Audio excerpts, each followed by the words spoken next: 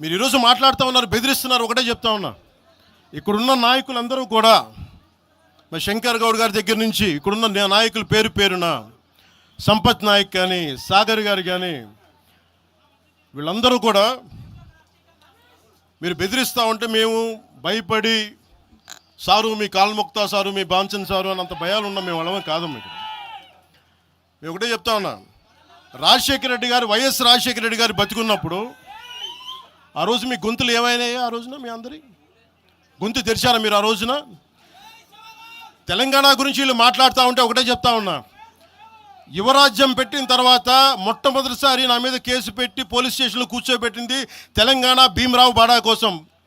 దానికోసం తెలంగాణ మీద మొదటి కేసు నాకు తెలంగాణలోనే పడింది. కూర్చోబెట్టి మీరు అందరూ కూర్చోబెట్టి ఆ రోజు ఒక్కళ్ళు ఏమయ్యారు? ఈరోజు మీరు బెదిరిస్తూ ఉన్నారు, బయటకు వస్తే దాడులు చేస్తారు. మాకు దాడులు కొత్త అనుకున్నారా? మాకు మీరు మహబూబ్ నగర్లో మన కాంగ్రెస్ నాయకులు కూలిస్తే స్టేజే కూల్చేశారు. మీరు మాకు కార్లు అడ్డం పెట్టి మా మీద దాడులు చేయడం, ఇవన్నీ తట్టుకొని ఇచ్చాం మేము. ఖమ్మంలో మీరు దాడులు చేశారు ఆ టైంలో, అప్పుడున్న కాంగ్రెస్ ప్రభుత్వం. ఈరోజు మాకు కొత్త అనుకుంటున్నారా ఇవన్నీ?